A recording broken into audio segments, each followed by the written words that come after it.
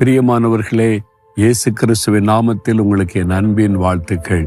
இந்த இடம் பார்க்குறீங்கல்ல, இது எருசலேமில் இருக்கிற ஒலிவ மலையினுடைய ஒரு சரிவில் இருக்கிற ஒரு ஒலிவ தோட்டத்திலிருந்து உங்களோடு பேசுகிறேன். அதாவது கெத்செமனே தோட்டம் இருந்த இடம். வேதத்தில் வாசிக்கிறோம்ல, இயேசு கிறிஸ்து வழக்கத்தின்படி கெத்செமனே தோட்டத்தில் போய் ஜெபம் பண்ணினார் என்று அவர் ஜெபித்த இடம்தான் இந்த பகுதி எல்லாமே. இங்கே வரும் பொழுதெல்லாம் நாங்கள் டைம் வாங்கி கொஞ்ச நேரம் வசனத்தை தியானிச்சுட்டு தனித்து ஜெபிப்பது உண்டு. ஆங்காங்கே ஆண்டோடைய பிள்ளைகள் ஜெபித்து கொண்டிருக்கிறத நீங்கள் பார்க்குறீங்க. இதுக்குள்ளே வந்துட்டாலே ஒரு ஜெபாவி நம்மை பற்றி கொள்ளும். இருதய நொறுங்கி பாரத்தோடு ஆத்துமாக்களுக்காக ஜெபிக்க முடியான ஒரு தேவ பிரசன்ன நம்மை சூழ்ந்து கொள்ளுவதை பார்க்க முடியும். அப்போ இயேசு ஜெபித்த மாதிரி நாமும் ஜெபிக்க வேண்டும். அப்படி ஜெபிக்கும் போது இந்த இடத்துல ஒரு காரியம் நடந்தது. என்ன தெரியுமா? இயேசு தன்னித்து மிகுந்த பாரம் கொண்டு உலகத்தின் ரட்சிப்பிற்காக ஜெபிக்கிறார். அவரோடு கூட இணைந்து பாரத்தோடு ஜெபிக்க 3 சீஷரை அவர் கட்டளையிட்டும் அவங்க சோர்ந்து போய் நித்திரை ஆயிட்டாங்க. அப்ப தனித்து அவர் ஜெபம் பண்ணுகிறார். வசனம் சொல்லுகிறது, லூக்கா 22:43, அப்பொழுது வானத்திலிருந்து ஒரு தூதன் தோன்றி ஒரு தூதன் இறங்கி வந்து அவரை பலப்படுத்தினான். இயேசுவை பலப்படுத்தினான், ஜெபத்திலே பலப்படுத்தினான் என்று பார்க்கிறோம். இன்றைக்கும் ஆண்டவர் நம்மை பலப்படுத்த முடியாத தூதர்களை வைத்திருக்கிறார். நீங்க சோர்ந்து போன நிலைமையில, தனித்து விடப்பட்ட நிலைமையில கலங்குறீங்களா? ஆண்டவர் தூதர்களை ஏராளமாக வைத்திருக்கிறார். ரட்சிக்கப்பட்ட ஒவ்வொரு பிள்ளைகளுக்கும் தேவ தூதர்களை கொடுத்திருக்கிறார். அவர்கள் நம்மை பலப்படுத்துகிறவர்களாய் இருக்கிறார்கள். ஒரு பக்கம் நம்மை பாதுகாக்கிறவர்கள், இங்க நம்மை அணுகாதபடி பாதுகாக்கிறவங்க.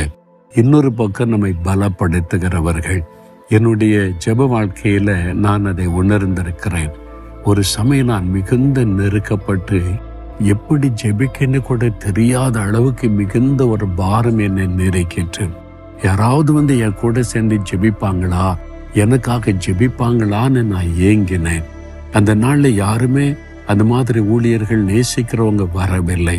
அப்போ மாலையில நான் போய் முழங்கால் படியிட்ட போது எனக்கு அழுகையாய் வந்தது. எப்படி ஜெபிக்கன்னே தெரியல, முடியல.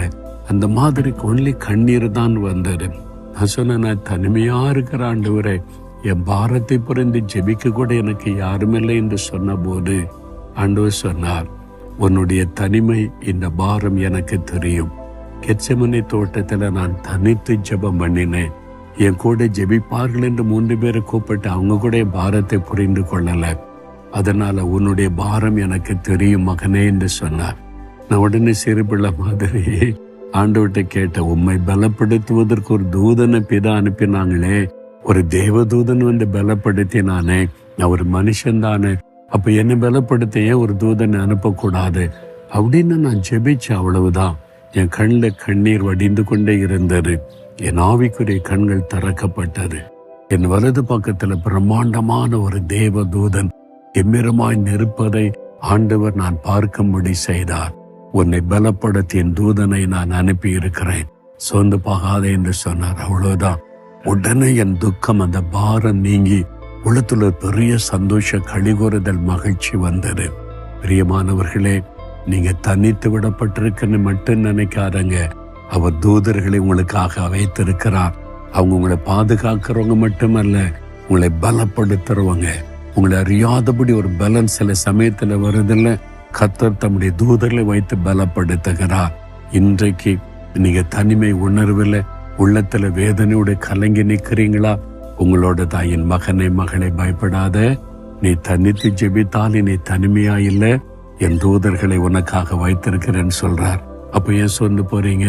கர்த்தருடைய தூதன் என் கூட இருக்கிறான், ஆண்டவர் எனக்கு நியமித்திருக்கிறார், நான் தைரியமா இருப்பேன்னு சொல்லுங்க. அப்படி சொல்லுங்க, ஆண்டவரே என் மேல உமக்கு எவ்வளவு அன்பு, என்னை பலப்படுத்த, தைரியப்படுத்த, பாதுகாக்க தூதர்களுக்கு கட்டளையிட்டு என் கூடவே வைத்திருக்கிற அன்பிற்காய் ஸ்தோத்திரம், ஸ்தோத்திரம். இயேசுவின் நாமத்தில் ஆமேன், ஆமேன்.